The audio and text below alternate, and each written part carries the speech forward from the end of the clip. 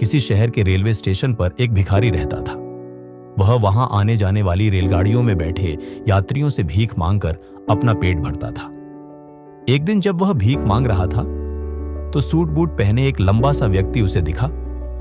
उसने सोचा कि यह व्यक्ति बहुत अमीर लगता है, इससे भीख मांगने पर यह मुझे जरूर अच्छे पैसे देगा। वह उस लंबे व्यक्ति से भीख मांगने लगा। भिखारी को देखकर उस लंबे व्यक्ति ने कहा, तुम हमेशा मांगते ही रहते हो, क्या कभी किसी को कुछ देते भी हो? भिखारी बोला, साहब मैं तो भिखारी हूं, हमेशा लोगों से मांगता ही रहता हूं, मेरी इतनी औकात कहां कि किसी को कुछ दे सकूं? लंबा व्यक्ति बोला, जब किसी को कुछ दे नहीं सकते तो तुम्हें मांगने का भी कोई हक नहीं है। मैं एक व्यापारी हूं और लेन देन में ही विश्वास करता हूं। अगर तुम्हारे पास मुझे कुछ देने को हो तभी मैं तुम्हें बदले में कुछ दे सकता हूं। इतना कहने के बाद वह लंबा आदमी ट्रेन में बैठकर चला गया। इधर भिखारी उसकी कही गई बात के बारे में सोचने लगा। उस लंबे व्यक्ति के द्वारा कही गई बात उस भिखारी के दिल में उतर गई। वह सोचने लगा कि शायद मुझे भीख में अधिक पैसा इसीलिए नहीं मिलता क्योंकि मैं उसके बदले में किसी को कुछ दे नहीं पाता हूं। लेकिन मैं तो भिखारी हूं, किसी को कुछ देने लायक भी नहीं हूं। लेकिन कब तक मैं लोगों को बिना कुछ दिए केवल मांगता ही रहूंगा?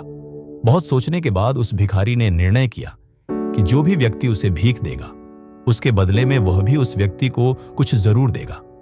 लेकिन अब उसके दिमाग में यह प्रश्न चल रहा था कि वह खुद भिखारी है, तो भीख के बदले में वह दूसरों को क्या दे सकता है? इस बात को सोचते हुए 2 दिन हो गए, लेकिन उसे अपने प्रश्न का कोई उत्तर नहीं मिला था। तीसरे दिन जब वह स्टेशन के पास बैठा हुआ था तभी उसकी नजर कुछ फूलों पर पड़ी जो स्टेशन के आसपास के पौधों पर खिल रहे थे। उसने सोचा, क्यों ना मैं लोगों को भीख के बदले कुछ फूल दे दिया करूं। उसको अपना यह विचार अच्छा लगा और उसने वहां से कुछ फूल तोड़ लिए। अब वह ट्रेन में भीख मांगने पहुंचा। अब जब भी कोई उसे भीख देता तो उसके बदले में वह भीख देने वाले को कुछ फूल दे देता। उन फूलों को लोग खुश होकर अपने पास रख लेते थे। अब भिखारी रोज फूल तोड़ता और भीख के बदले में उन फूलों को लोगों में बांट देता था।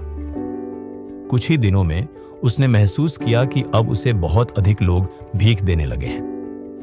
वह स्टेशन के पास के सभी फूलों को तोड़ लाता था।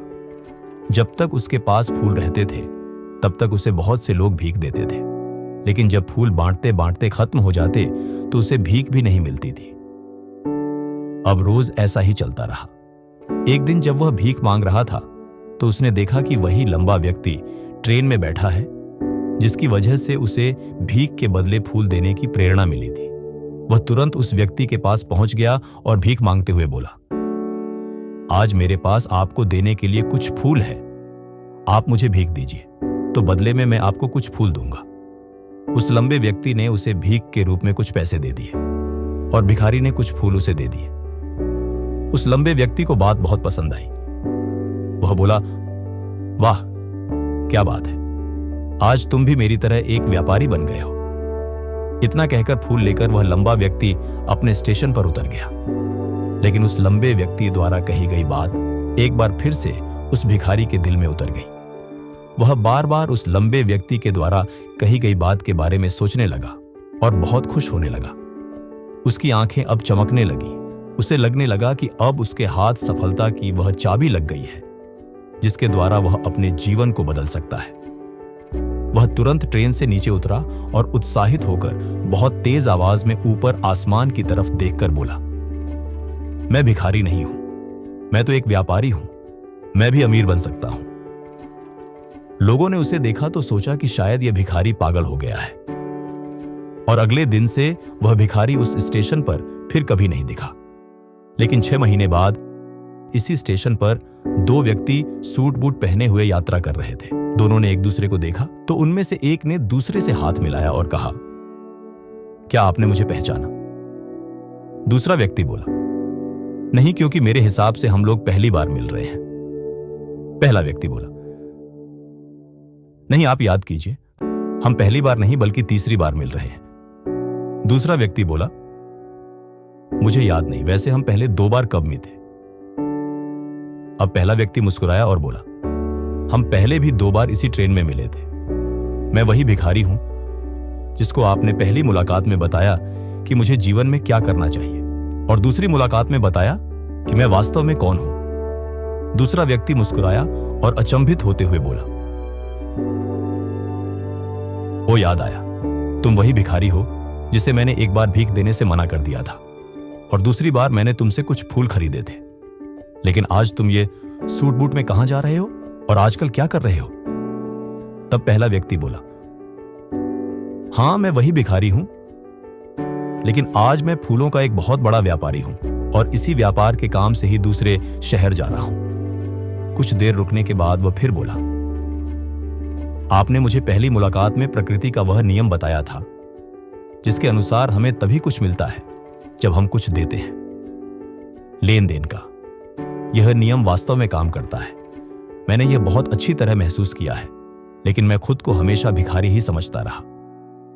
इससे ऊपर उठकर मैंने कभी सोचा ही नहीं। और जब आपसे मेरी दूसरी मुलाकात हुई तब आपने मुझे बताया कि मैं एक व्यापारी बन चुका हूं। अब मैं समझ चुका था कि मैं वास्तव में एक भिखारी नहीं बल्कि व्यापारी बन चुका हूं। मैंने समझ लिया था कि लोग मुझे इतनी भीख क्यों दे रहे हैं, क्योंकि वह मुझे भीख नहीं दे रहे थे बल्कि उन फूलों का मूल्य चुका रहे थे। सभी लोग मेरे फूल खरीद रहे थे क्योंकि इससे सस्ते फूल उन्हें कहां मिलते। मैं लोगों की नजरों में एक छोटा व्यापारी था, लेकिन मैं अपनी नजरों में एक भिखारी ही था। आपके बताने पर मुझे समझ आ गया कि मैं एक छोटा व्यापारी हूं। मैंने ट्रेन में फूल बांटने से जो पैसे इकट्ठे किए थे उनसे बहुत से फूल खरीदे और फूलों का व्यापारी बन गया। यहाँ के लोगों को फूल बहुत पसंद है और उनकी इसी पसंद ने मुझे आज फूलों का बहुत बड़ा व्यापारी बना दिया। दोनों व्यापारी अब खुश थे और स्टेशन आने पर साथ उतरे और अपने अपने व्यापार की बात करते हुए आगे बढ़ गए। दोस्तों, इस कहानी से हमें बहुत कुछ सीखने को मिलता है। कहानी में लंबा व्यापारी गिव एंड टेक के नियम को बहुत अच्छी तरह जानता था। दुनिया के सभी बड़े व्यापारी इसी जीवन के नियम का उपयोग करके सफल हुए हैं। इस फार्मूले को उसने भिखारी को भी बताया। भिखारी ने इस प्राकृत नियम को अपना लिया और इसका असर उसके जीवन में साफ दिखाई देने लगा। उसने अपनी सोच बदली और उसकी जिंदगी बदल गई। ये कहानी हमें बताती है कि हम यदि अपनी सोच बदल लें तो कुछ भी हासिल किया जा सकता है। यदि हम खुद को छोटा समझते रहेंगे तो हम हमेशा छोटे ही बने रहेंगे। बड़ा बनने के लिए हमें अपनी सोच को बदलना होगा और खुद के बारे में बड़ा सोचना होगा। कहानी का सार यह है कि सफलता आपकी सोच में छुपी होती है। खुद का आत्मसम्मान जगाए, अपनी सोच को बड़ा बनाइए और देखिए कैसे आप सफलता के शिखर पर पहुंच जाते हैं।